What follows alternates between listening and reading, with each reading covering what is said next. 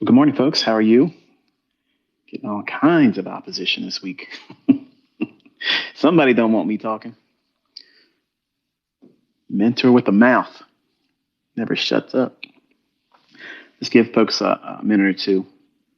I'm going to put it on mute for a second. I'm going to go make sure I have a fresh bottle of Fiji water next to me. It's going to be a short one, I promise you. Usually I say that stuff and we go on for a long, long, long time, but I don't. I don't have that much to say today. If you can believe that. Just give them a couple more minutes. Let everybody sign in.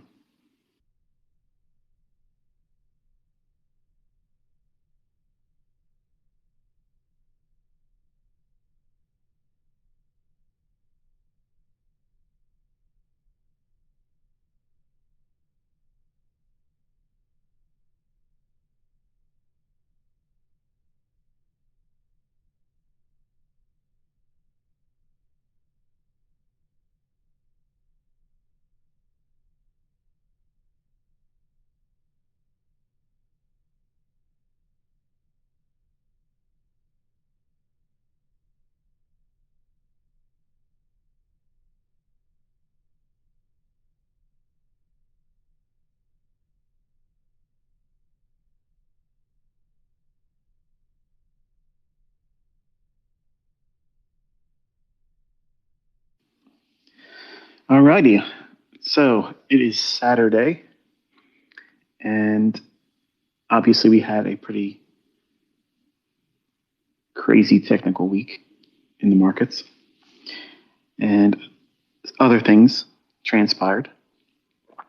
And I'm going to give you a couple things to consider and ponder over this weekend as we go into a new trading week and how they may impact you. What am I doing? What have I done? Um, I'm actually going to refer to something I don't make a habit of doing because I rarely ever have any kind of regrets. But I do have a regret, and we'll get into that in a moment. But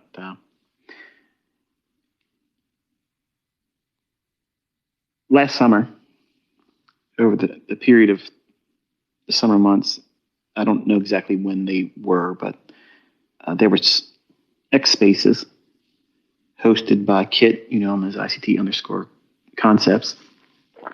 He has a wonderful community where everybody comes together and they uplift one another, they encourage one another, they remind each other that it's not easy, but it's worth doing.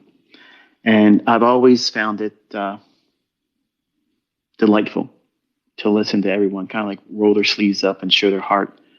And sometimes through tears and sometimes through, making fun of yourself just to relax and realize that, it's a process. It's not easy to do what we do as traders, and all the more difficult in this present, age of corruption, manipulations, all kinds of geopolitical things. And that's why I constantly remind all of you, if you just recently started learning how to do this and you press through it and you find consistent profitability, you have done the most in terms of all of trading history. All of trading history, you chose to do this at the most difficult time to do it.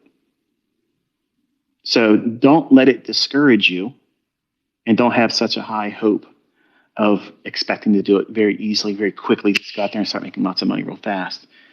So it's important for me as an educator, as a mentor, as someone that's done it,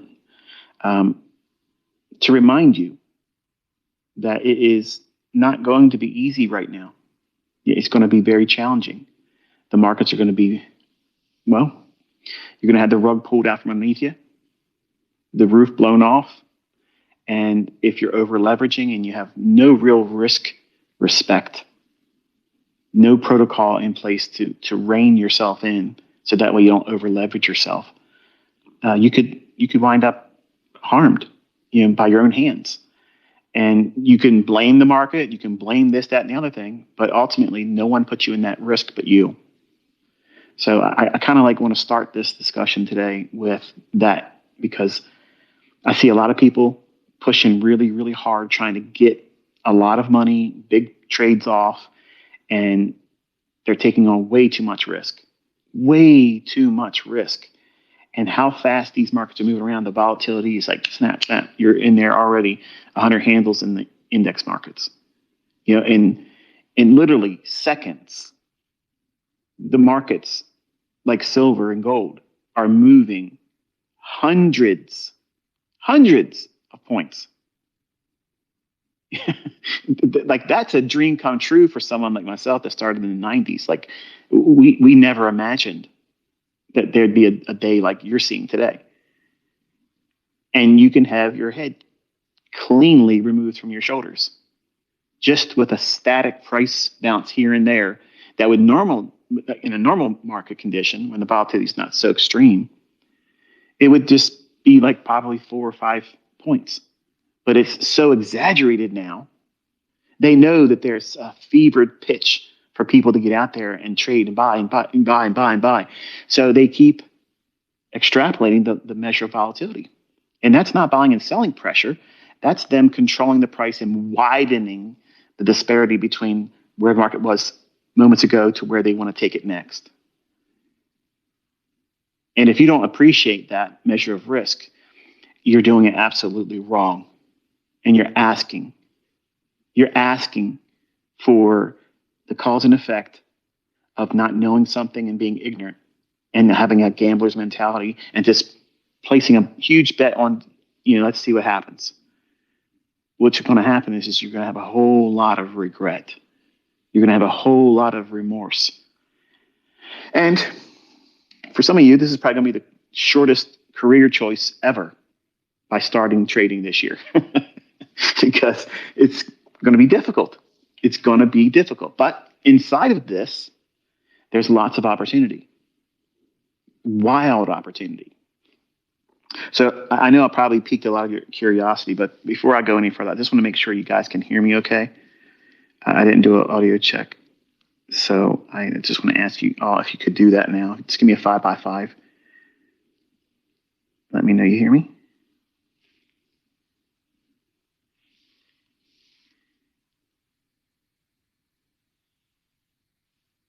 Just looking for a couple of them to let me know you guys can hear me fine. Thank you, Short Fuse. Thank you, Adam. All right, so if you recall, over the summer,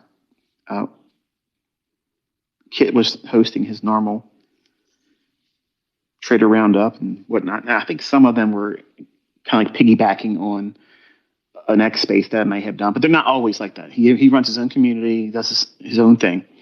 But sometimes, not all the time, but sometimes he would follow up, and he might do that today. And I'm actually encouraging him to do that today, actually, because I'm going to leave you with a couple questions. And I'd like to hear what all of you that are willing to share that, not just in a post back to me. I want to hear your voice. I want to hear your concerns. I want to hear the lack of concern if that's what you have. Like I want to put a voice behind the sentiment in response to the questions I'm going to pose today. But over the summer, I was telling everybody that gold and silver were going to go up, and I've been telling you for years that these things were to go up. I said it emphatically in 2019. I said it emphatically all throughout 2020, and here we are.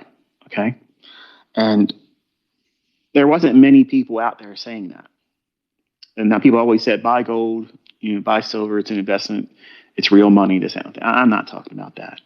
I'm talking about people calling an extrapolated run up, a mega trade type thing. And I guess if you allow me to speak in a manner where I'm not trying to congratulate myself. I'm not trying to pat myself on the back. And if you listen to me today, you'll hear that I'm not wearing the ICT gimmick today.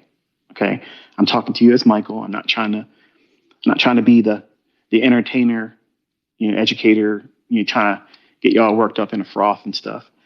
The stone cold in me in here today. Okay, I just want to make sure you understand that I want to talk to you sober-mindedly, so that way you can hear me, understand what I'm saying, and don't just look at it and dismiss it as, oh, well, this guy. I want you to really understand what I'm going to speak on today. Because if you haven't been paying attention, it's going to be real obvious going forward now that you're going to see the things I told you. Okay? Don't worry, it's not a Bible study for some of you that are already worried about that. But I talked about how gold and silver were going to start going up a lot. And my private mentorship students would all be nodding there and say, yeah, he said all that stuff. He said all that. And I mentioned to you that it would be uncivilized for anyone that's holding gold and silver not to take profits. It doesn't mean go short. It doesn't mean exit all your positions. So I want you to understand that I'm not saying that I'm calling the top or that I called the top. In fact, I came out and said I was not calling the top. And that was at 102.5. I said, but you need to be taking something off if you're long.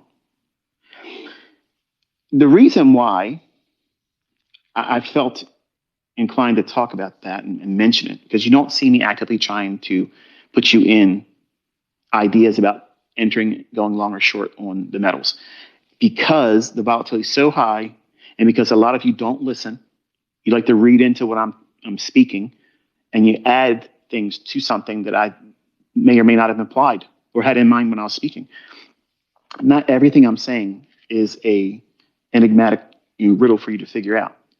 Sometimes a language barrier exists because you're not from the States like I am, and I may use a cliche or an expression that you're not familiar with, and you may take that and read it from a translation, some kind of an application. A lot of you guys don't like when I do these Twitter spaces because there's no way for you to hear in your own language, and I don't have a compensation for that, but I never put these things on my YouTube channel. There's dozens of people out there that do that. I just don't want to put it on my channel. Okay, so you're welcome to put every Twitter space I've ever done, put it on your YouTube channel and get some grocery money off of it. I don't care. I don't care. People are going to listen to it. They're going to watch it. There'll be comments and whatever. But I think that when you understand what I was saying over the summer, the metal markets, while they are going to go up, because there's a rush for a gold-backed currency. The BRICS nations have had this in mind. They've been working aggressively to try to do that, to unseat the dollar as the global reserve currency. And I don't think they're resting at all in that regard. I think that that's still very much underway. And our dollar is essentially toilet paper. Like there's really no value behind it anymore. We used to use oil as a way of propping it up, and we went over to Desert Storm, did all that stuff to control oil. We're down here in Venezuela taking their oil, and selling it, which I gotta tell you, I don't know how else to see that as we shouldn't be doing that. As a nation, we should not be doing that. That's theft. What would happen if Russia and China said, yeah, we don't like the governor of Texas, and we're not real fond of Trump, so we're just going to go down to Texas and just, we're just going to start selling the oil that Texas pumps out and Alaska pumps out. So, we're going to do it for the benefit of the Texans and Alaskans and for the American people. It doesn't sit well, and it's, to me, that's a big warning sign. And I got to remind all of you that I have never voted. I'm not a Republican. I'm not a Democrat. I'm not anything, because I know that bird has a right wing and a left wing. And it's not a bird that I want to fly with. Like I don't believe either side is doing what's best for our country. And if you haven't been paying attention, just look around. Just look around, and the things that are happening globally, UK, Ireland, all these things are migrating here. They're happening here. And because this movement by the BRICS nations, they have a gold-backed currency, that in effect would absolutely make the the position that's been afforded to the dollar, the greenback, as a reserve currency. What what interest, what advantage would any nations have in doing business globally with our dollar if they can do it with a currency that's backed by gold? Because ours is no longer backed by gold. When Nixon took off the gold standard, you know, what's the currency worth then? Nothing. It's an illusion. We were promised that we were going to see an audit in Fort Knox to see how much gold's there. Isn't that interesting how it just went away? Like, what's going on? Like, where's the gold? I'm not convinced there's anything in there. And if there is, it's probably 14 karat plated. That's how because everything that's been going on since 2001, I have been looking at these things critically. And because I am a person that speculates in the marketplace, I take that information and I translate into how they would utilize that in the markets. How could they manipulate the viewpoints of the average person on the street and then cause some kind of capitulation in the marketplace where the majority wouldn't expect it. And that creates opportunity. Before I subscribed to the idea that the markets are algorithmic, that's the mindset I had. It was always constantly, who's gonna get screwed over next. And I think that largely still is what goes on algorithmically. It's just done more efficiently. And just so you guys know, I know a lot of you are requesting to speak. I'm not Kit. I'm not going to have a conversation with any of you on my space because number one, it won't let me get through the content I want to speak on. But you're welcome if he has a space after this one. You can say whatever you want to say. I'll hear you, whether you agree or disagree, or if you whatever you want to say about it, I will be listening to it. But I don't want to have a conversation with anybody one-on-one in my space because I like to have the things that are on my mind. And because I don't have anything written down, I want to have the continuity just come out organically. But I think that if we were to shift to a gold-backed dollar, if we went back on that as a gold standard, that would crush the movement of the BRICS nation. At least in the near term, it would make it, well, why bother? Because now let's go back to using the dollar because there's so much structure in place. Then here it is. Let's just resume this, and we won't completely abandon the BRICS nations idea, but it will just be an alternative if the dollar doesn't do, or the American government and its presidency and leadership and whatnot, if they don't follow through, then we can still use an alternative. But isn't it interesting that instead of tariffs and instead of all the things that we're being forced to do, pay, because we as the American people, we're paying the tariff. China's not paying it. All the other countries, they're not paying it. You are. And we're already illegally taxed more than we should. We pay tax on everything. And the morons in Virginia that voted for this nutcase that came out in the first week of her career, signs into legislation that there's going to be all kinds of things that's going to raise up taxation. Like, what are you talking about? I'm reading things about how states want to include a bicycle tax. If you want to ride your bicycle, you have to pay a tax every year to do that. Eventually, what's going to happen is you're going to be paying an oxygen tax just to breathe. But they don't own that. They don't own the air. I'm telling you, I said it a couple years ago, the next big control thing is going to be water. Fresh drinking water. They already created a contract for it. It's sitting just dormant, but they're moving towards that. And I talked about how 15-minute smart cities were the thing. That's the next thing you'd be watching for. Well, if you follow me, you saw that I put a little period so you can watch a video that I saw, and we talked about that a year and a half ago. We talked about a year and a half ago. And now look what's happening. You can't travel as you want more than this many miles, or then you're going to start being taxed. About 10 years ago, when I started seeing all of the intersections in my state have all these little cameras up, I thought to myself, this is a really good idea. Because if you think about it, 90% of car accidents occur in intersections. So to me, it would make it easy for us as a victim of an accident that we didn't have any calls in, we were a victim of. Someone runs a red light, someone does an illegal turn, something like that. Those cameras are recording everything. So I thought to myself, well, how convenient. Like, they're doing a service for us. I didn't look at it as being intrusive. I didn't look at it as a control mechanism until years that went by, and I started thinking to myself, wait a minute, they're putting them up everywhere. Like everywhere. So it's surveillance.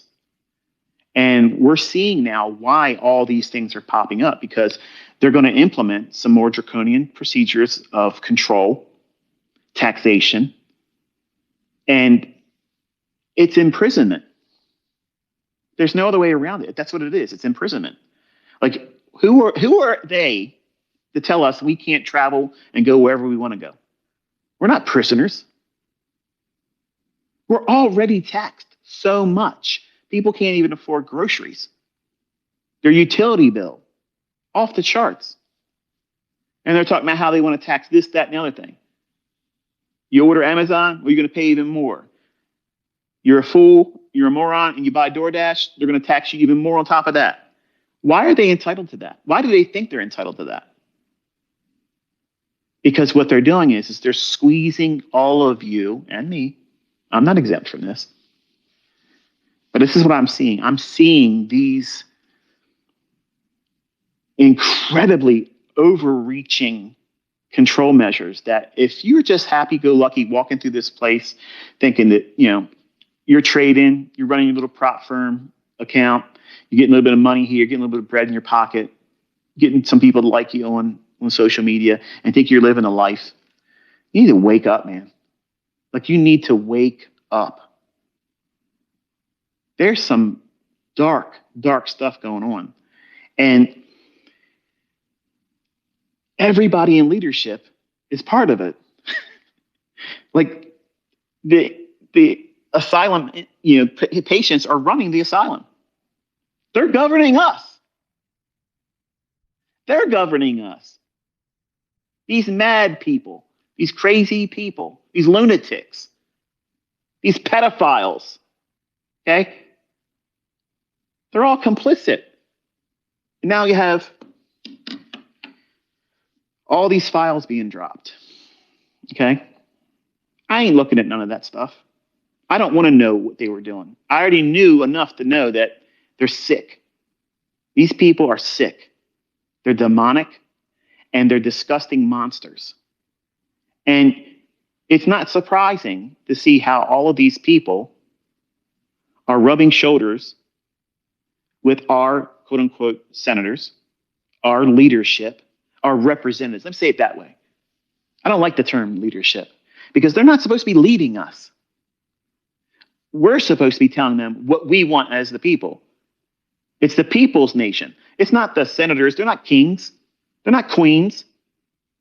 They don't have crowns. We kicked England's ass and said, no, you ain't going to govern us. To do what? To come over here and have worse. By small little samplings of the arsenic, we sipped it a little bit more, a little bit more, a little bit more. And now look what we got. 1% tax. We went to war over that. Look what you're paying right now. Look at your paycheck. Look what you have to spend to get anything while spending what you got left over. And they're taxing you more. They're preparing even more. And they're going to say that you can't do this, that, and the other thing. All of these fires, they're direct energy weapons because they want that property. They want that real estate. They want that. That's what they want to do in Gaza. That's what they want that for. That's what they want it for. The same thing they did over there in Hawaii, the same thing they did in Southern California. That's what's going on. If they burn it all out, they come in, buy it up on the cheap, pennies on the dollar, and they put in smart cities. Well, that's interesting. That's interesting. Why would they want to do that? Well, you might want to research that. Look into it. It's all part of Agenda 2030. We only have a few years left before we get to 2030, folks. Things are going to ramp up extremely fast. And if you're not paying attention, you may be shocked of all the things that's starting to pop up. They're popping up so fast, and it's going to affect all of you. It's going to affect me. It's going to affect everybody, whether you make a lot of money, whether you don't make a lot of money, whether you're Republican or Democrat, whether you are in the United States or another country, it's going to affect you. It's going to affect you. So my question is what are you going to do about it? What is it you're going to do? What have you done? Are you going to not go on vacation? You're not going to travel because you're going to be taxed because the cameras are recording everything about your car, your travels. And now because you traveled more than X amount of miles in a year, now they're going to penalize you. What does that sound like to you? Did you vote for that? Did anyone that you voted for or their opposition, did they tell you out front, this is where we're going, this is what we're going to implement? No, they're just doing it. Why? Because they've seen since 2001, they can blow up buildings and tell you somebody flew some planes in there and did it. And you bit, chewed, and swallowed. Hook, line, and sinker. You believed it. I believed it too when it first happened. I believed it was outside of our own country. I don't believe that now. I can't listen to this guy. Go ahead, just go and go have a wonderful weekend. Be safe. Enjoy your family. I wish you nothing but the best. But I warned you what this stuff was going to be about today. Okay. Silver market. I said that you want to take your profits because they don't have enough of it. They don't have enough of it. It's what happened when in the 80s, two brothers got together and they cornered the silver market. And when it came to realization that there wasn't enough silver to come to delivery, collapse. Now, right now, there is a fundamental, real need, a real supply and demand factor for silver. Cell phone makers and the batteries that go in them, they had discovered that the lithium that is problematic, sometimes it can leak and cause explosions and catch fire. They've been looking for alternative ways to combat that. And they discovered by laying a small little layer of silver, it prevents that from happening. So now what does that create? How many people have cell phones? A lot of people, right? How often are they buying a new cell phone? Well, if you're like me, when I was carrying it around all the time, I know you think I'm carrying my phone around a lot. I'm not. It's only when I'm sitting down and I have a moment of whatever it is I'm doing, I'm working on, I'll have a thought jump in my head and I'll post a tweet. And then there it is. I'm not sitting on there hovering over top of it. But there was a time when I was running mentorship, I constantly had it on next to me because I was looking for feedback from students. I told them, look, reach out to me on Twitter if you're having an issue with your account, whatnot. That was a way for me to have constant, immediate feedback because email wasn't efficient. But I would drop my phone and they would break. So what am I going to do? I'm going to go buy another phone. How many phones have you bought in the last 3 years? In the last 5 years? Now do that by billions of people around the world. So now we have a real supply and demand with little supply of silver. And China making the most cell phones, they're going to be doing what? They're going to be buying lots of it. So we have silver going up, as I mentioned last year, and for the last several years, it's gone up, up, up, up, up. And I said it would be uncivilized for any of you not to take some profits here. Because we're at a range where there's a lot of institutions that have been trying to sell short silver because the paper market is manipulated. It's been manipulated and held back artificially for decades. For decades. And we went into a new frontier. 60s. 70s, 80s, 90s, 100s, all the way up to 121.70. Just shy of $122 on silver.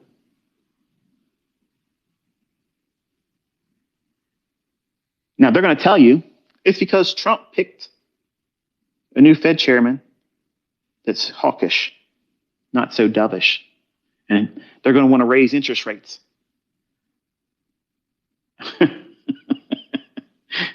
I promise you this, if you haven't learned anything, when they come out and tell you this is the reason why this is happening, that's not the reason why it's happening. That's not what it is. That's the excuse they want everybody to get on social media and talk about and say, oh, yeah, this, that, that thing, because most people are lazy. Most people listening to me are going to just listen to what I'm saying. And if you like me as a person, if you like me as a mentor teaching, you just believe everything I say. And I don't want you to do that. I want you to look at the things I say and see if there's evidence to support my opinion, because that's what it is. It's an opinion. Don't believe anything you hear. Investigate it yourself. Look at it. Be an independent, critical thinker.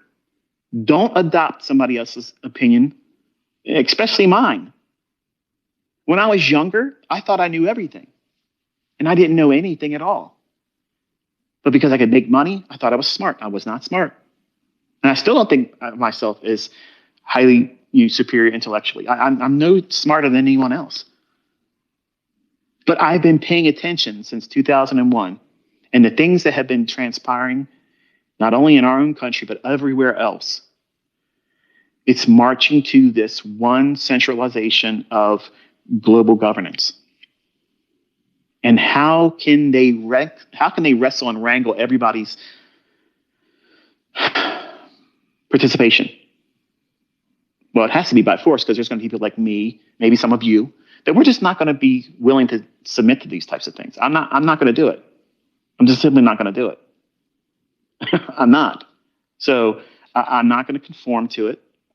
The bottom line is we have a constitution here. Okay. And your country may or may not have something similar to that. But here in the United States, we have a constitution. We have a Bill of Rights.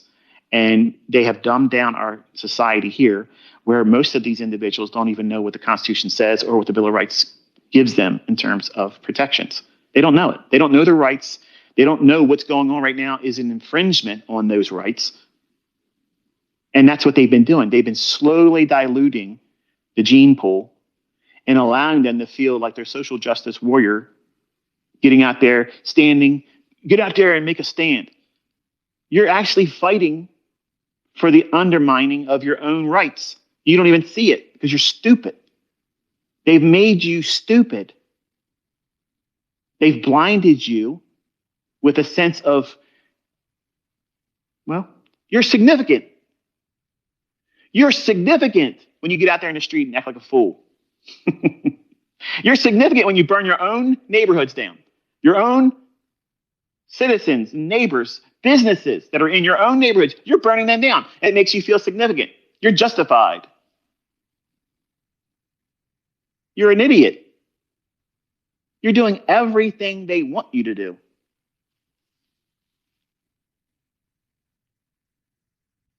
And when silver climbs up, 120, they got a perfect excuse why they're going to do the rug pull. Because they don't have the silver to deliver that. They don't have it. What happens if silver is at these inflated prices? Because lots of purchases have been made and delivery is expected. In other words, the people that want to buy it, large conglomerates like Samsung and other cell phone companies that make the batteries that go in them, they need the silver. They need it. So when they're buying the contracts, they're not buying it to profit. They're buying it because they want to take delivery of it. There's a difference, okay? So imagine if the market was trading at next to the close of the contract month. We don't have a January contract, okay? Right now we're trading in March, and when March expires, the last day of that month is the final delivery day, where if you're trying to take delivery of the silver, that's the day you got to get it. And then we roll over to May. We're in an area where they have to get control over this thing, because if they don't have the silver to deliver it, these exchanges like the COMEX, they do things like this. And it's not widely known, okay? But this is what really goes on.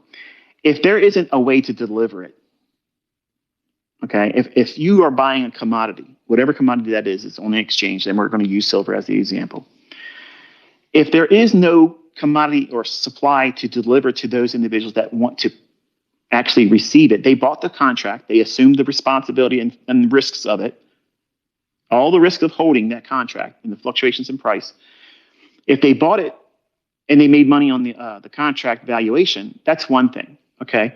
But they're not in it for that. They're in it to actually receive all of the silver in their hands, because they want to use it to manufacture that little layer of silver in the battery on the cell phones. So that way the batteries don't overheat and blow up and cause fires. So what happens when there is no supply? What actually happens is the parties exchange through cash.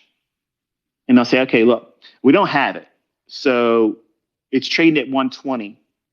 Will you take 110? Will you take $100? Because they don't have it to give. So they start bartering. And if you don't understand what this really means, is they're going to control the justification why the price goes down when it's really algorithmic. That's what was going on. It was a controlled demolition.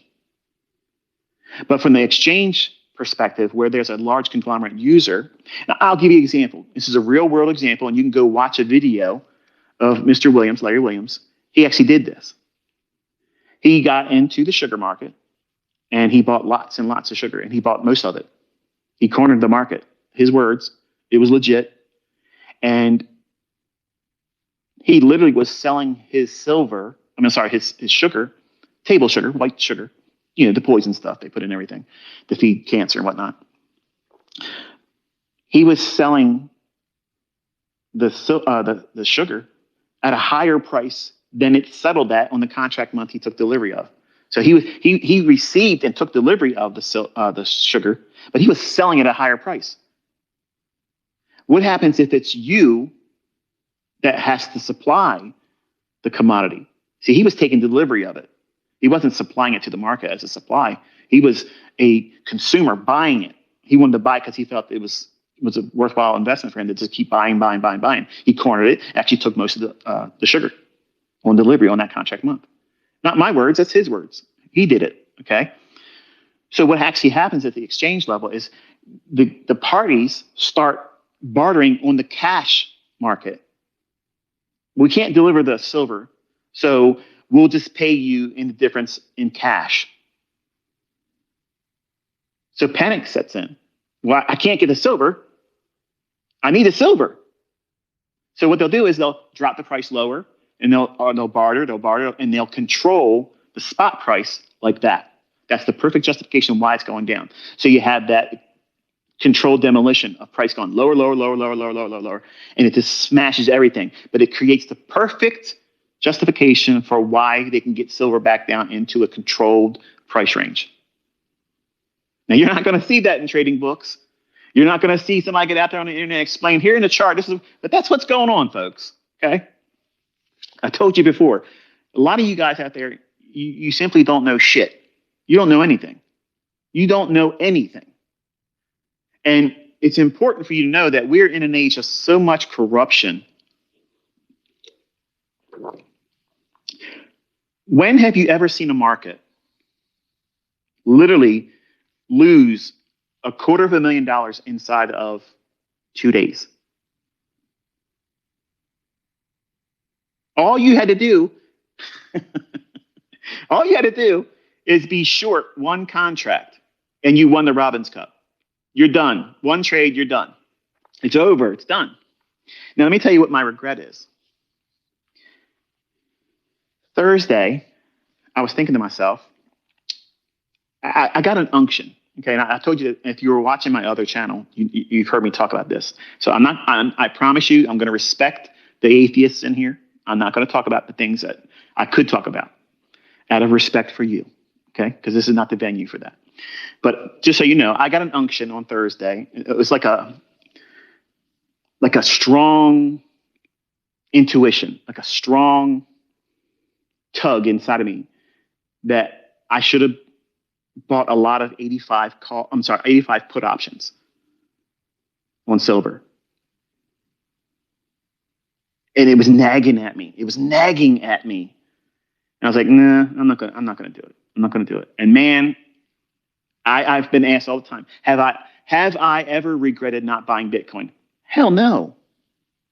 That's the beast system. I'm not going to do anything with that. I won't care. I don't care what it does. I will never, ever, ever, ever, ever trade crypto. Never. Absolutely not. I've never regretted not buying that. I do regret not buying 85 puts because they were dirt cheap. Dirt cheap. And on Monday, they're going to be ridiculous. You know, I could have made millions of dollars just over a weekend and not lose any sleep over it. So that's one regret. I can't look back and say, I regret I missed that move. I don't have any missed move regrets. I have regrets of not managing the trade or getting out when I should have, or holding too much of a position and getting hurt. Those types of regrets, obviously, that comes with anybody. But I've never regretted missing a move. But I did miss silver. I had an unction to buy 85 puts. They were far out of the money puts when we were trading at 120. I was saying to myself, man, it's so unlikely, and nobody's expecting that. And I'm telling you all to take some profits. If you look at the daily chart, there's some inefficiencies down in there. And I thought to myself, they could drop it down there before March's expiration. Even if I got 14 days still left, of the time decay is going to be ridiculous. But still, if they're going to pull against the people that are long, that would be a wonderful way of doing it. Now, am I saying I saw them dropping that much? No, I just said it to you. I was expecting it to come down some, but not to see them do it all in one 24-hour span of time. So where am I getting with all this? Tighten your tinfoil hats up a little bit, okay? We are at a time where they don't give a rip what you understand about them anymore. They literally just dropped all those files. There it is. And everybody is in it. What are you going to do about it? Nothing. You're going to talk about it on social media. You're going to say they're disgusting, whatever. And the whole time they're doing things and having oligarchs that were not elected influencing the outcomes of how our countries are ran. what we can do as the people, what limitations are placed on us. We don't vote for these things, but it's all happening. They're making a mockery of everything. Every sanctified thing from marriage to governance to representation and overreach. They're doing it, and they're shoving it down your throats and saying, what are you going to do about it? What are you going to do about it? What can you do about it? Nothing. So what? You're going to stand out there on the side of the road with some signs and say, oh, this, that, and the only thing. They don't care. They don't care. They don't care. They're doing whatever they want to do. This is their world. This is their world. We are all vermin to them. We need to be exterminated. And if they can profit off us or use us like batteries, that's what the Matrix is showing you. That's what they do. They use us as a consumable commodity. And once we use up our usefulness, we're discarded. And you need to be paying attention because it's coming fast, really, really fast. And what's that mean? It means that we're going to start seeing crazy levels of manipulation in the marketplace where I told you, what happens if they take it away from us? See, that was a controlled demolition. It wasn't a sudden just, it's gone. It dropped 20 full handles in silver. That would be a lot. But what happens when you start seeing that? What happens when you're in the market and you start looking at your little squiggly 1 minute, 15-second charts or whatever it is you're looking at, looking for an ICT-PD array, and all of a sudden, price ain't updating anymore because it's off the chart, lower. The whole price axis on the right-hand side doesn't reflect it because it's off the chart down there. What are you going to do? You're going to start sleeping good at night with that? You're going to feel empowered? You're going to feel like it's time to start doing 15 contracts because your prop firm says you can? Or is your ass going to clam up like that and think, oh no? Because we are in the last bastion of free enterprise, folks. We are in the perfect business. There's nothing better than trading. There's absolutely nothing better than speculation with a model that's consistent and you have control over your emotions and psychology and you're not wigging out over everything. There's nothing better than this. And you think with all the stuff that they're doing all around the world, you honestly think that they're not going to come for this too? It's coming. That day of reckoning is coming. The closer we get to 2030, they have to have all these things in place. They've sworn to a agenda that this has to happen. They need this in place, which makes me wonder, why is it that year? What's so special about that year? Think about that. Why does everything have to be in place by that year? And why is all the nations around the world walking in lockstep with it? You may think you're listening to your leaders that you voted for, and you think they're not part of that. Look around. Look closely. You will start seeing them doing that. They don't care who sees it now. They only have a little bit of time. They're going to still do everything they're going to do, and they're going to do it roughshod. And it's going to affect the markets. That's my point. That's my point. It's going to start causing moves in the marketplace that are going to be wildly extreme, exaggerated, and no one's talking about this. And I warned you about this 2 summers ago. I said, think about this now. Think. What are you going to do if you can't trade? What are you going to do? What alternative do you have? Now, some of you are going to be like, well, maximum pessimism. It's going to kick in like, well, at that point, I don't care, bro. This is all I got left. That's not true. That's not true. but you need to be thinking what you can do, what kind of other hustle you can do. Don't be sitting back just assuming that trading is going to be like, I'll give you a perfect example. There's lots of influencers right now that are making lots and lots of money. These prop firms are making lots and lots of money. But what do you think is going to happen when the market caves in and becomes next to impossible to trade? Or I know it doesn't seem likely, but what happens if they just say, you're no longer allowed to do it unless you're a professional? You know, that little thing you have to do every year with your brokerage firm? You have to sign a form and do it every single year. Are you a professional or a non-professional? You don't see it coming, but it's going to be able to say, you're not a professional, so you can't participate. Oops. But my optimal trade entry. But my Zircon model. So what? You're going to do it their way, or you're not going to do it at all. See, right now, everybody's just making their money, getting paid out. They're getting little affiliate commissions, buying out cars, buying stupid stuff, completely oblivious to what's coming.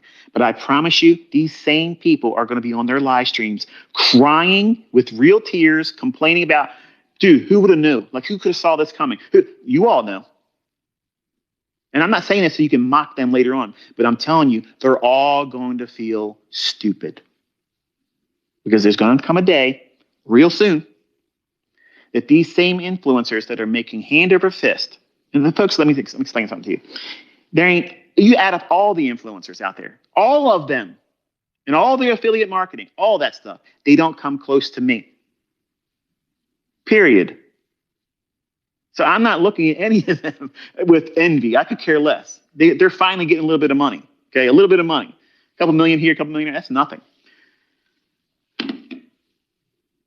When their meal ticket is done, they will be nothing again.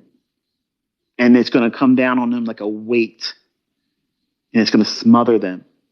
And they're going to take themselves to their live streams and they're going to be crying to you because they're not going to be able to wrestle with, they can't do it anymore. People aren't going to be paying for these prop firms because the market will not be afforded to them. The positions will be too astronomical in terms of risk. You can't see this, but I see it coming. I see it coming. Now, there's a lot of you that are going to say, you know, this is wild. Like this guy's, he's nuts. Okay. You're welcome to that opinion. You're welcome to that opinion. And if you get on, if Kit does a space and you think that that's what this is, I'll listen to you. I'll probably laugh at you and I ain't going to ridicule you. I ain't going to troll you. You're entitled to believe that.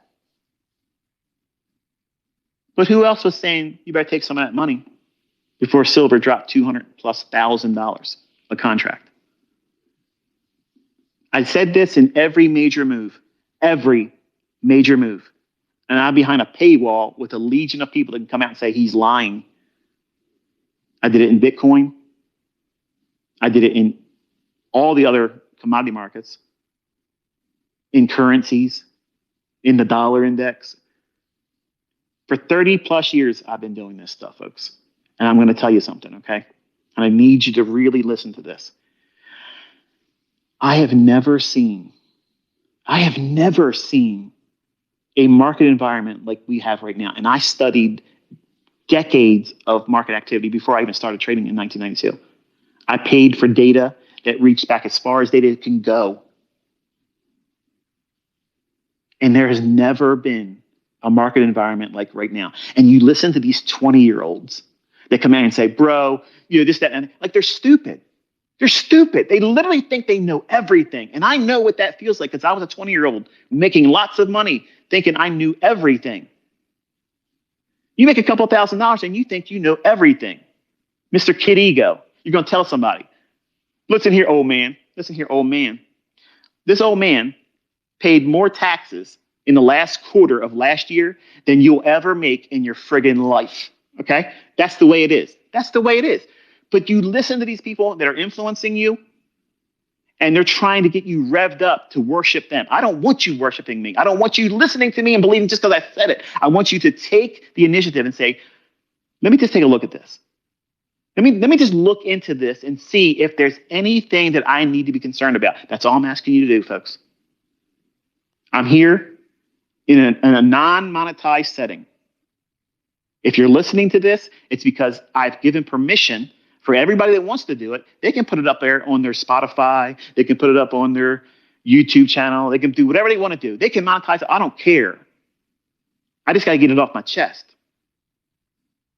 Nothing but my genuine concern towards you is the only motivation for me to speak to you like this. But there's nobody else out there saying these things. And I'm telling you, I couldn't sleep last night. This is what's on my mind. And I wrestled with not even talking about it at all. And it's like gnawing in my gut. Like, you better say it. You better say it. It's the same feeling. I'm going to be honest with you. It's the same feeling that I had in July of 2019 and in October of 2019. When I came out there, I was the only person that came out and said something wild, something worse than 2011 is coming. And you better get yourself ready because it's going to affect everything. And what happened? March of 2020, the whole world stopped. And they said, you can't do what you want to do. You can't do this. You can't do that. You better wear a mask and you better stay 6 feet separated. That was a beta test. That was an IQ test. That's what that was, folks. But I didn't understand why I was being pushed inside of me to say it. As I was saying it, I had no idea where that stuff was coming from. But everything happened. That same feeling is the same thing I had all night long. And I told you there's going to be a day that you're probably not going to be able to trade. Something's going to affect it. Something's going to interrupt it. Something's going to prevent it. And I told you when that happens, I don't have an answer for that. And I honestly believe that we're now crossing that. We're at the precipice. We're tipping over right now. And because they are doing everything in our faces, almost daring us, do something about it. I'm not saying uprise against your government. I'm not saying that at all. I'm not saying go out in the streets and do any kind of protesting. My question to you all is, what's your response to it all?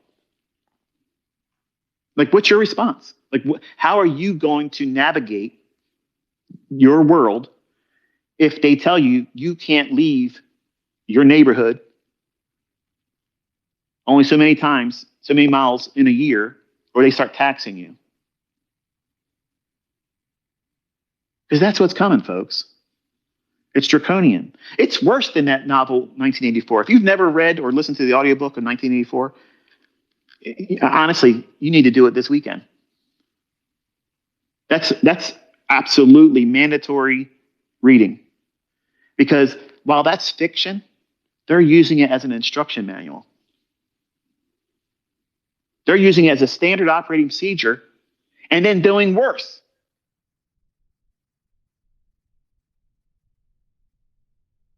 We have midterms coming up in November. I'm going to be honest with you. I don't know. I don't know, man. I think what they're creating is, right now it's cold. And those people up there in Minnesota, majority of them are being paid to be there. It's already proven. It's already been proven. I know you guys, some of you people are just, you're respecting me as the mentor, so you don't say really what you want to say. And you don't believe what I just said. You believe that they're organic. These are people, these are homegrown people. They're just fed up with the government. They're fed up with ICE. They're fed up with this.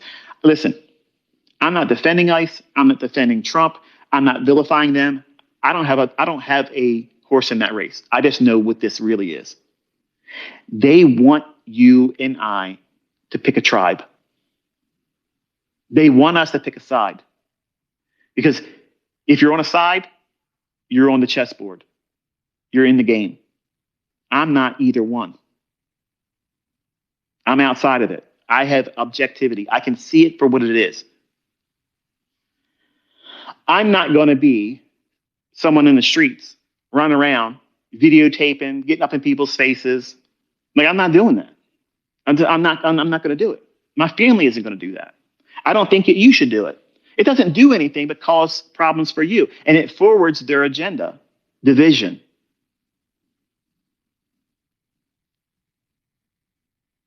My opinion, my solution is don't comply. Just don't comply. Don't make a spectacle of yourself so that way you're going to be made an example. Because that's what they're looking for. They want to crush any form of opposition. Regardless of what. Okay, let's play devil's advocate for a moment. Okay, let's say that what I think's happening happens this summer. It's really, really cold up there. People are getting paid $12,000 a week by billionaires all around the world to do what they're doing. I don't care if you don't believe me. Do the research. It's readily available, and they're not even hiding it anymore. They know people are so divided. They're so bent out of shape, and they're struggling financially. Look how expensive things are. You don't have a skill set. You didn't go to college, or you dropped out. You are not highly motivated. You don't have a business, and you have low self-esteem. And someone says, I'll pay you $12,000 a week to go act a fool. Oh, I'll do that. Sure, yes. Who wouldn't do that? As a younger teenager, I might have considered doing that. And I'm going to be real honest. As a younger teenager, Michael, I may have done that. There was a time when I was just being a punk. And I may have done something like that. But because of my age and my maturity, I can't imagine doing that now. Even if I wasn't in the position I'm in life right now, I can't imagine doing that because it just goes against everything on who I am as my character. I'm not that type of person. And I see what's going on is a form of division. And I expected it during Biden, but I saw it coming in Obama. I said, we're going to start seeing the military in the streets. My kids looked at me like, you're crazy. My wife even told me, like, okay, listen, you've never been political. Where is this coming from? I said, I don't even know. But I'm telling you, we're going to see the military in the street. He gets in office. He starts making a move on the smelters. That means the people that are manufacturing ammunition. And I ramped up buying guns. And I started really building my collection then. If you don't own a firearm, I think you should have one. It's your right to have one. Okay? And even if I lived in another country where it's not so quote unquote legal, I'd have one. I would. I don't care. It'd be buried somewhere in a hollow of a tree somewhere. It's going to be where I can get to it. There's going to be a day coming where they're going to say you can't do something, and you're going to be met with a choice. Is that in your best interest? Is that best for your safety and security? And I know what my decisions are going to be. I know what my family's decisions are going to be. But we're not going to get out there and act a fool and be part of the tribe mentality. You against us against you. Because that's what these billionaires around the world, these Luciferians, okay, that's what they are. That's who runs the algorithm. That's who put it all together. That's what they're doing. Everything is ran algorithmically. And they're trying to run us the same way. But we are organic. We have free will. We have a decision-making mechanism that says, you know what? Yeah, I'm not going to do that. There's no override for that. So how they force that on us? Control. That's why they tax us. If they can print money and give it to other countries in the United States, it's blow millions and billions of dollars every single week. They're just throwing money around. Then we're overtaxed, and we don't need to pay taxes. So why are they taxing us? For control. You don't listen to us, you don't pay your property tax, we'll take your home. Trump said, I want lower housing costs. Now he gets in this term, I don't want prices to go down. I want them to go higher. What is that? Nobody can afford the homes now. Nobody can afford the interest rates on the mortgages right now. And who's suffering? The people that aren't making any more money, but their home values are going up. Wow, if I was selling my house and other people could afford it, that'd be a wonderful thing. But now what are you expected to do? You're expected to pay the state rent through property taxes. And if you don't pay that property tax we call rent, your home that you own, that you already paid for, and you paid taxes when you purchased it, we're going to take your home. We're going to give you a year to pay that money back because that's a mafia shakedown. And we're going to give somebody an opportunity to hold a lien, a tax lien against that property for the amount owed in taxes for 1 year. And if you don't pay it, they get your house for what they paid for in that tax lien, plus the fees. That's a tax lien certificate. And you don't think that they're doing that to most people? They're securing a lot of properties like that. The people that are involved in the government, they do that. The lists are so hard to get. Yeah, there's lists out there that people can do it. And I've done all that stuff. The point is, the best properties, the best things, the government's doing that. And now you have BlackRock going around for the last decade or so, accumulating all these houses. And now the guy from BlackRock, he's now the leader, the president of the World Economic Forum. And the new Fed chairman that Trump just tapped the shoulder of, look into where he's from. You're worried about he's hawkish, he's dovish. No. He's from the Bilderbergers. He's World Economic Forum. He's part of the club. The dude, it's checkmate. Okay, that's where we're at. That's what's coming. Like, they are going to put serious stuff in motion.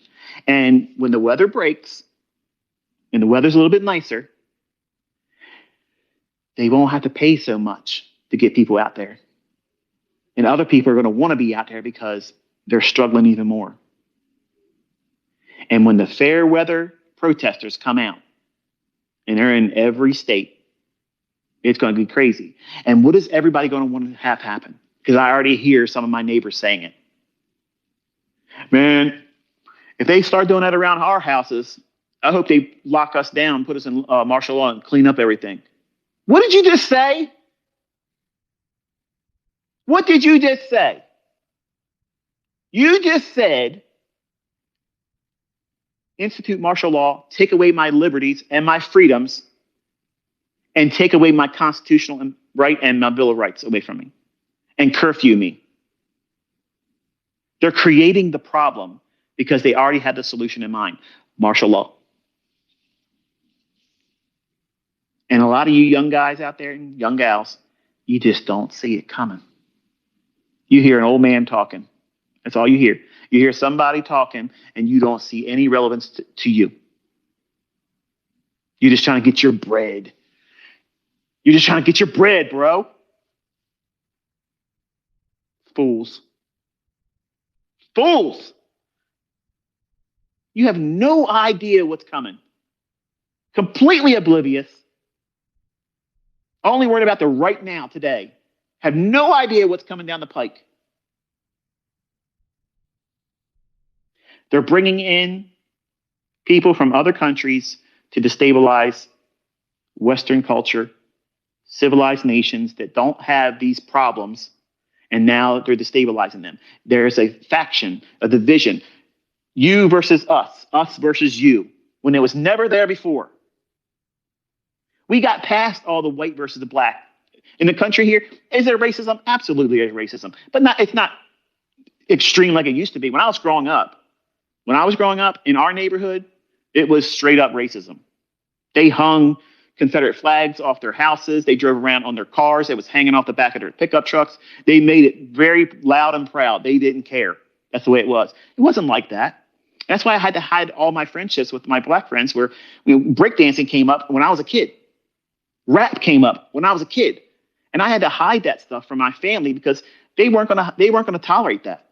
But I wasn't going to stop being friends and doing the things I wanted to do. I didn't give a shit. I was going to do what I wanted to do. So I didn't listen to my mom and dad, my grandparents is called that way. Bottom line is that I didn't want to listen to them just because they thought of that way of thinking. That means I subscribe to it. So we got past all the white and black stuff. So now what they got to do? They got to create something worse. Let's bring in an extreme view of culture, third world nation thinking. Let's flood the nations with that stuff. Where these people that are coming in, they're not trying to assimilate. They're going to shit on the sidewalk. They're going to come after your people, rape them, do whatever you want them to do because they don't have any usefulness for laws. They have no concern for being civilized. They've never been held to that standard before. So now they're coming in here to get in all these subsidies. It's a perfect storm. And we're watching these people come in, get a free ride. Get a free ride while you're struggling just to make ends meet. They got the best health care. They get a free cell phone. They get money, free housing. And when they do something wrong, they don't go to prison. You drive too fast, 5 miles an hour over the speed limit, they're going to screw your ass to the wall. All by design, because they want you to look around and take inventory. They're getting away with murder, literally. And here you are trying to do the right thing. You pay your taxes. You don't like it, but you're doing it. You go to work. You hate your boss. You put up with fucking Carl. You're putting up with all the bullshit that comes along with it. You're putting up with all of it, but you're still doing it on the straight and narrow. You're paying your taxes. You're doing everything legally. And they're telling you they're going to tax you more. How about fucking taking some of the subsidies away? How about that? How about a timeline that says, you know what? You're on welfare. It's going to upset some of you. I don't give two shits about it because I grew up on welfare. Okay. If you are trying to live off like leeches, like parasites, off the taxpayer's dime, and you have no incentive of bettering yourself and taking an initiative to get off your fucking lazy asses and do something to make money on your own and support your own fucking kids, you're a piece of shit. You deserve nothing beyond a realistic. Now, what's realistic? 9 months to a year. I think somebody that was on subsidies, I think at the maximum 1 year. I think that's fair. I think that's fair. If you have another kid, fuck you. You're off the program. Forget about it. And if you think differently, go fuck yourself. You're the problem. You are the problem if you think that way. You see all these opportunities that's been afforded to everyone. Everyone. And what have you been doing? If you're on subsidies, you don't want to change that. You don't want to upset that apple cart. You're getting free housing or next to nothing in terms of rent. You don't want to mess that up. And all it takes is me to vote a certain way or not vote a certain way, and I can keep mooching off of society like this. And you call that living. Wow. Wow. You sold yourself short and you bought the whole program that they want. They want lazy mentality so that way you can think, yeah, I don't have to have a job. I'm getting all my money given to me. I don't have to pay that much in rent. So think about the perfect illusion they've created for you. If you're on subsidies, your rent's not extreme, even though you're getting a little bit of money, but you're getting grocery money, cell phones given to you, healthcare is covered. You have the best healthcare. You have the same healthcare that these senators have. That's top notch. It costs me $3,000 a month to have something equivalent to that. How about that? How about that? But you think you're a king and a queen sitting around thinking, man, this is great. I don't want to mess this up.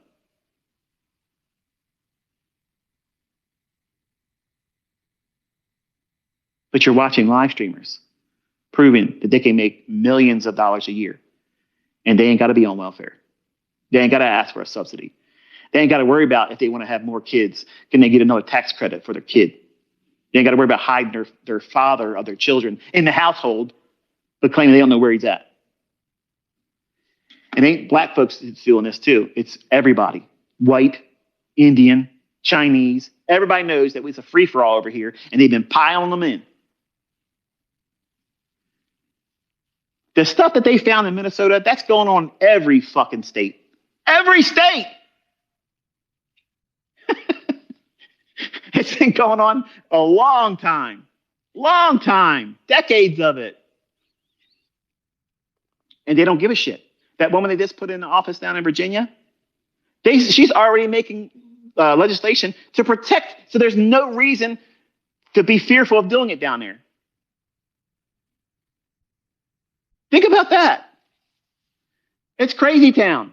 It's straight crazy town. And I know that the weaker people out there are going to get nuts over this stuff, and they're going to start doing things illegal. They're going to go out in the streets and cause a problem. They're going to harm other people. They're going to do stupid stuff. They're going to pull a 1776 moment and regret it. And regret it. They have things you're going to see this summer. Okay, I'm going to tell you right now, here's what's going to happen. You're going to start seeing the things that they have in place where they've used in other countries on other people. They have these devices where they're literally able to basically microwave you standing in the spot you're at right now. It's so much pain. It feels like you're being microwaved. It feels like you're standing on the surface of the sun. That's the kind of stuff they're going to be putting on people. Okay? They want you to understand. And the clearest way of doing that is letting people get so upset they go into the streets. And then they will use these devices on them. And if you're contemplating joining that kind of stuff, either side of the war, whatever tribe or side you pick, it's the losing side, folks. You're not going to change anything. The outcome is what they want. You're just pawns. You're going to be used for the movement to keep it going. And the end result is lockdown.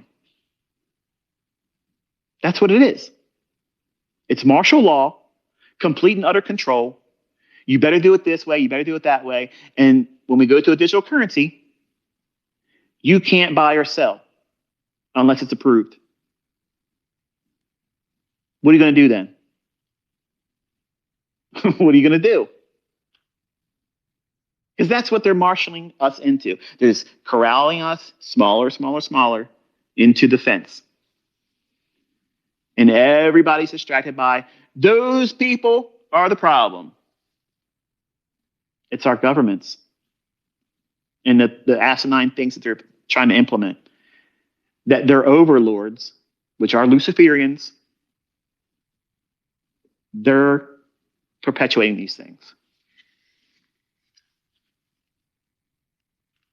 And you're going to see them boldly doing things in the marketplace. It's going to be crazy. Crazy. And they don't care what your opinion of it is. They don't care. They don't care.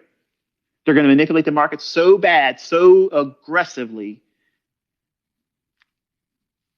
They're going to take the last bastion of you being able to do whatever you want to do and how you want to live, because there's nothing else left, folks.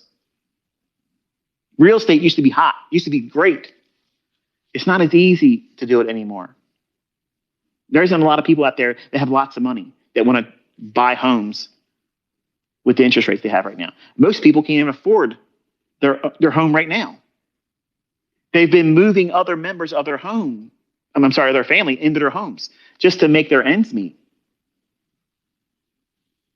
I support other members because they can't keep up with their bills. And I have to listen to family members, the husbands of my family members, cry to me, say that they can't support their own family and they feel less of a man. Like, I get it. Like, I get it. I understand that. I'm the one dishing it out. I'm not complaining about it, but I see it firsthand in my own family tree.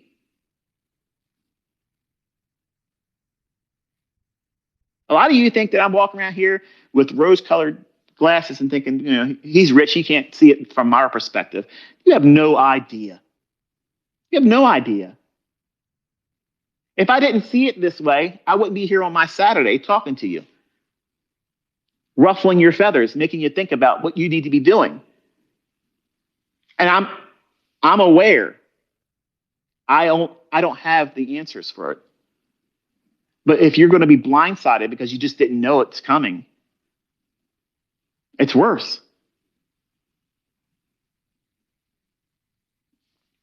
I get a lot of people all the time, in the comment section, and I'm certainly going to get, comments sent to me on my YouTube channel in whatever video they can leave a comment on.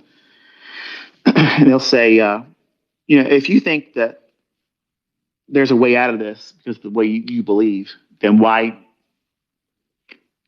buy stuff? Why stock up our house?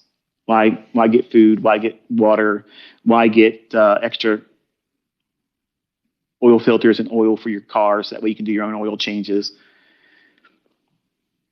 Because I don't know everything, folks. I know a lot of you really think that I have some superior intellect and I'm not a genius. Like I'm not that smart. But I know what I see coming.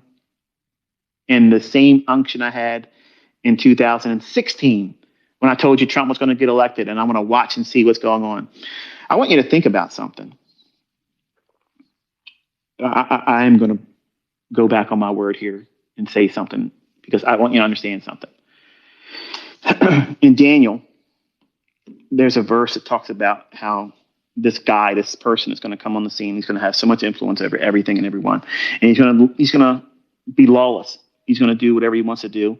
He's not going to care what anybody says. And he's already a rich person. And he's described as a stout man. And he's unlike anybody else before him. Okay, so he's a different kind of a person. And his wealth, he's amassed this wealth because he believed in the God of fortresses. And if you do a little research on that, it's the equivalent of building buildings or real estate. And I'll let you connect the dots on what you think about that. But there's something going on right now that people need to be aware of. Okay? And it's not just a local backyard type thing. It's something global. Global. And if you can't see it, to me, that's astonishing. And if you haven't made your house ready, that means, start living your life beyond just what you can afford and spend money on for the likes of someone else that you don't even ever meet. When you see that little heart underneath people's posts on X, mine included, what are you really clicking that for?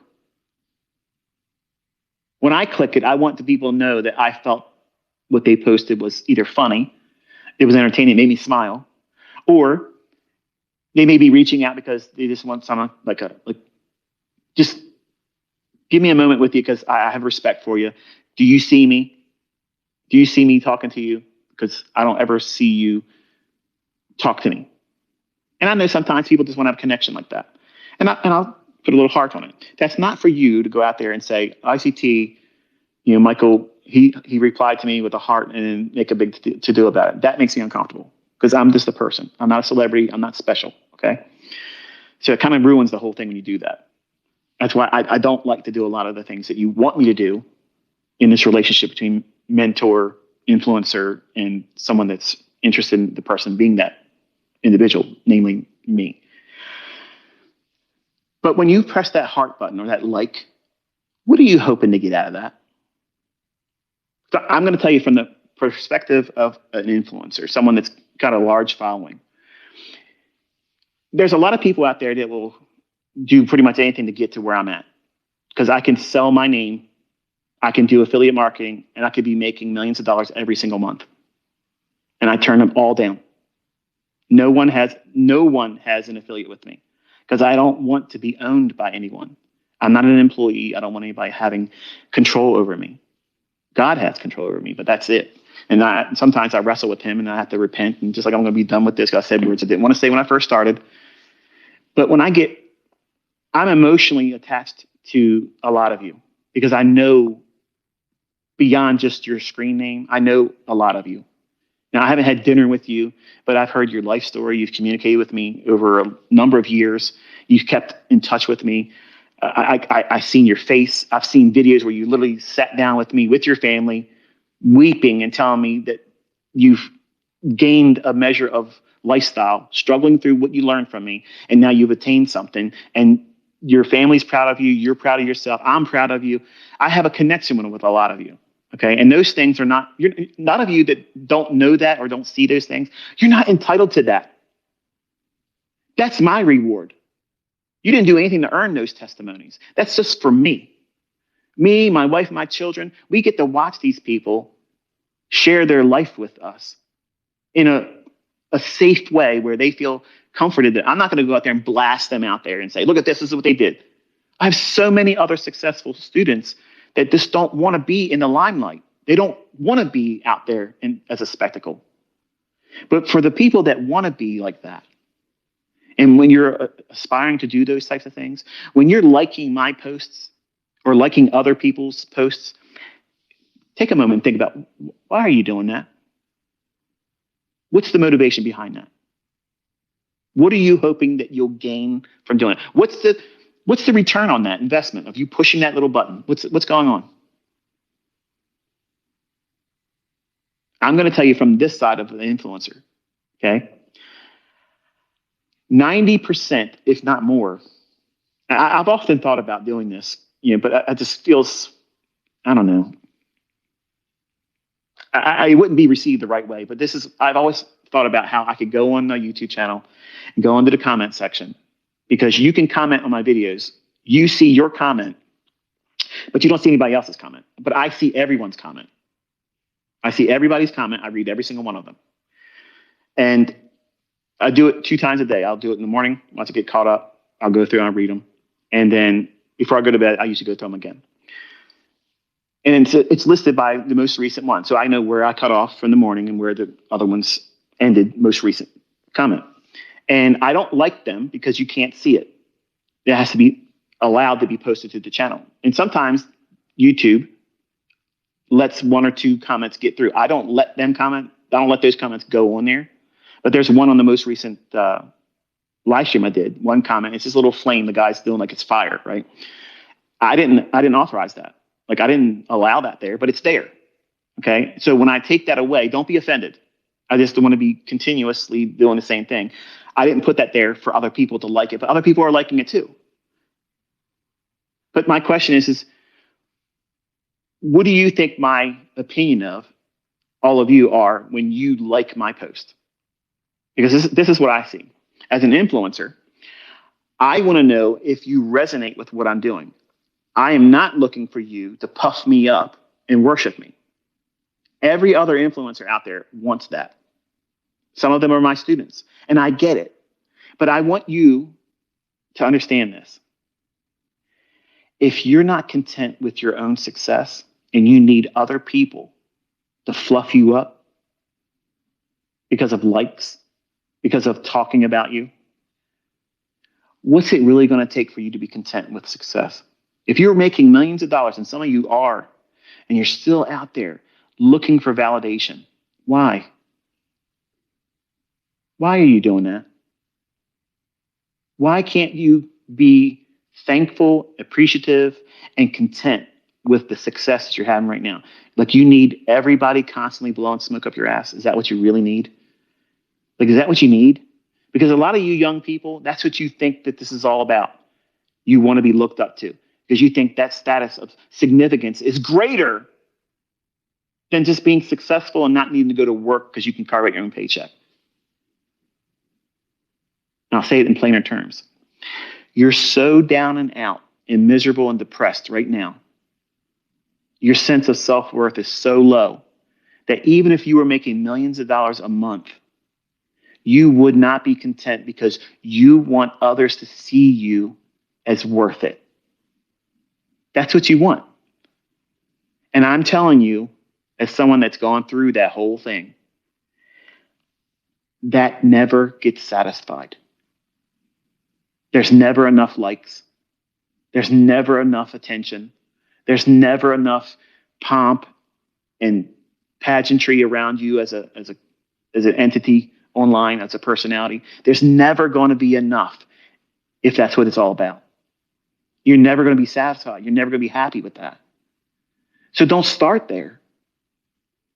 When I did that ends playlist on YouTube, I was hoping, and I get a lot of feedback on that playlist from the videos. They're the most wholesome comments out of all of them. Out of all the videos I've ever posted, the most down to earth, the most appreciated by me as the author of it, producing the content.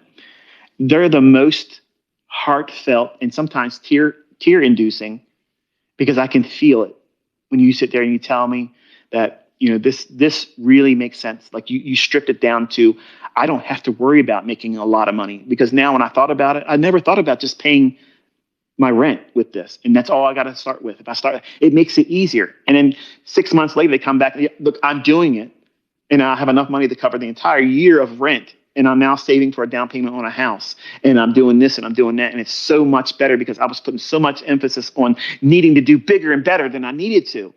I got caught up in all this stuff. I got to make trades like ICT. I got to make as much money as this person over there, or I'm not winning. I'm not succeeding. And to me, that's unfortunate. And I'm thankful that I did that playlist, because it allows people to have a realistic beginning point and not place so much emphasis on being superior right from Jump Street, right from the beginning. Having a very realistic approach to where you're going to start and where you're aiming for first. Not, I want to make $1 million. I want to make millions of dollars. I want to be super rich. Of course, that could be a byproduct of everything, but that shouldn't be the number one milestone. Like, that's the first rest stop in your pursuit. Nothing is good enough until that. That's not good. And I'm saying these things because I want you to know going forward, it's going to be harder. And it doesn't sound encouraging. Usually I come out here and I rabble rouse and get you all worked up and get you pumped up, ready to run through a wall, because you're like, man, I'm going to do it. I'm going to do it now. I want you to just be aware that we now cross the Rubicon, and it's going to be, we're never going back. Let's put it that way. We're never going back to regular. That's obvious.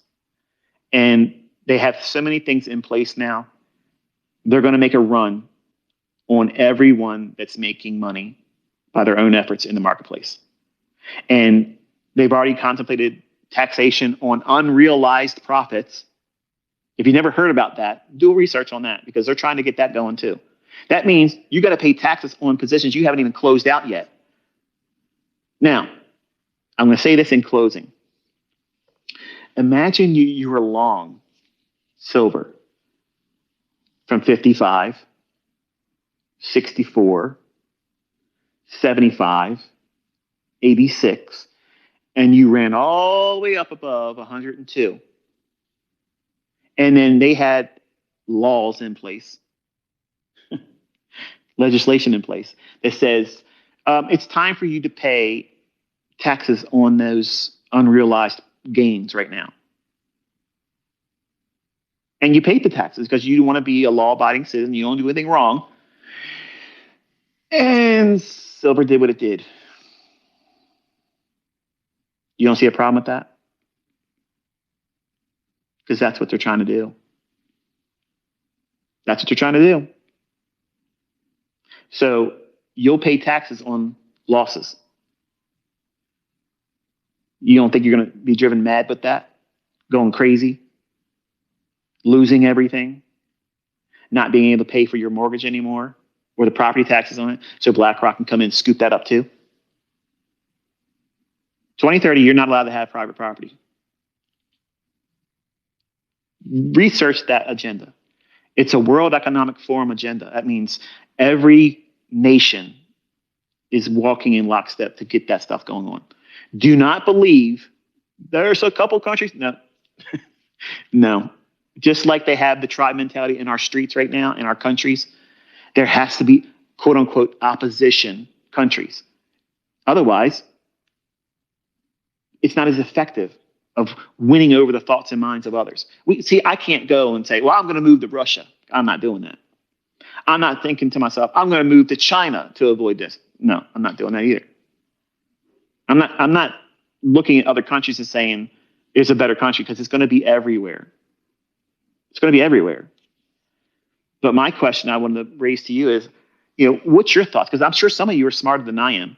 You're probably going to have some ideas I don't have yet, or probably never will, as a response to some of these things if it came to your front door. If it ends up happening in your country, in your neighborhood, in your neck of the woods, if you will, how are you going to work with this? Like, how are you going to combat it? What type of response are you going to have? What happens if trading is taken away from you? Maybe not forever, but let's say for a length of time that you're going to feel it. What would you do in that situation? What happens if you can't make ends meet for 6 to 9 to 12 months, or maybe a little bit longer than that because of the disruption? What are you going to do in that situation? I mean, you're making money right now with your job. You're making money with your trading. You're making money with your affiliate codes. Wonderful. I'm thankful. And I hope in Jesus' name that you have more of that. But what happens if it gets disrupted for a length of time? Do you have enough in your house that would keep you sustained for up to a year? If not, why not? Because it doesn't seem reasonable. There's too many other things that's more fun to share on the internet. Look at this car I just got. Let me just unveil my car. Look at this. Put some hearts underneath my post. Let me get some engagements. Here's the watch I just spent too much money on. Here's the shoes I just spent too much money on. Here's a Pokemon fucking card that I just spent way too much money on. That's where we're at, folks. What's those things? What were they called? Oh, it's escaping me. Help me, Lord. NFT? NFT, I think it was. I don't know. Something. These pictures. And people were stupidly buying these things. Like it was a signed Babe Ruth card. I was telling my sons, I'm like, I remember when you guys used to be in Yu-Gi-Oh! And Pokemon. Like, let me tell you something right now. If Caleb would have had every one of his cards still today, there's no telling how much money he could have sold that stuff for. Like, he had binders full of stuff. He had every card. Every other day, he's like, Dad, what can I do around the house to earn some more money so I can get him a pack of Yu-Gi-Oh cards? Okay, and he did the same thing with Pokemon. He had binders of these things, binders full of them. And like, I don't know anything about them. I have no idea, okay? But he literally just threw them all away because we moved from home to home and moved around this and that. He just threw them away. He said, I'm not growing them, I'm throwing them away. Now, some of you are probably thinking, oh, man, you probably got this, that, and that thing. Who knows? But to me, if you don't have your house well prepared for disruption, okay, what does that mean? You're making money on your affiliate stuff. You're making money off of your trading. You're making money off of your mentorships. Hello. And you're not doing anything to fortify your house for at least 1 year. Non-perishable food, fresh drinking water, filtration systems. If you're on natural gas, get some propane tanks and get a home generator that'll run off grid. So what? You may be in an HOA and you're not allowed to do rain collection. I'd still be doing it. You can bury those things in the ground and set your rain spout up to go right down inside those 50-gallon drums. There's a way to do it, man. There's a way to do all these things. Like I said, there's going to be times when you have a choice. You can follow the rules or you can do what's best for you and your family. And we're getting real close to that right now, everywhere. And you need to have a way to defend yourself. Because what happens when this stuff that's in Minnesota or in other countries and it's marching down the street and they don't think like you think and they don't care how you think they should act and they're going to do whatever they want to do. Do you have a way to defend yourself? I'm not saying go out there looking for trouble. I'm saying if it comes knocking to your door, what do you have to respond to that? If you don't have something, you might want to take some time to procure that. So, why did I have you come in here today and listen to me? Number one, I wanted to tell you that silver was a controlled demolition because they don't have the silver. They don't have it. And it was a big cash grab. It was still algorithmic. You can go and look into price action. It's everything I taught you. I told you to take some profits off the table because it's at the right time. It's the right price. It's the right phase of the whole thing. And it would be uncivilized for you not to have taken some profits. I'm not touching it anymore. I'm not touching it. I'm not touching it anymore because now it's proven it's a rattlesnake. And I don't care if it goes up to 300. I don't care. Because the next time they pull this, it's going to be like Euro and Swissy. 1 second it's here, the next it's not. And I've been saying this, that's what's coming in these markets. That's what's coming in the currency markets. That's what's coming in the index markets. That's what's coming in every asset class. Why isn't your Bitcoin going up? I thought this stuff was,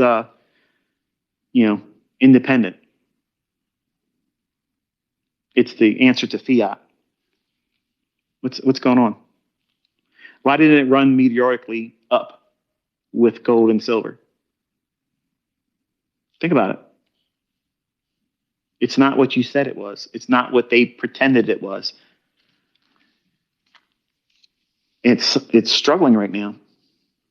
And this is the time. This is the time. It should be doing everything that it told the world it was going to be. So no. To the guys in 2015 I was talking to, and they were begging me, please, Michael, buy Bitcoin, buy Bitcoin. You're going to be so thankful. No, I'm not. I'm not touching it. And I'm not regretting any of that. I'm not regretting any of that. Gold and silver, that's fine. I'm good. Trust me on that. I'm good. I don't need to worry about that. Okay? But I can tell you this. I'm not touching metals now. Hands off. I'm not touching them. So I know a lot of you want to know what my outcome is, what my expectations are. I have no comment. I said enough to know what my view on it is now. I don't care if it goes up. I don't care if it goes down. If it goes down, it's going to be like, well, I'm glad. I'm glad I'm no longer at risk at this anymore, and I didn't hurt anybody with an expectation on it. I'm telling you, I'm absolutely 100% neutral on metals. Can they go higher? Sure they can. Can they drop? Sure they can. Am I going to tell you what I think is going to happen? No, because I don't want any of you getting hurt. Can you appreciate that? Can you understand why I said what I said there? I'm not trying to straddle the fence. I'm not claiming I'm going to be right about anything on the end of this conversation about where metals are going to go. I already told you years ago where I was going to go. I told you last summer where I was going to go. Okay? I told you that silver was going to outperform it. It did. It just straight on up.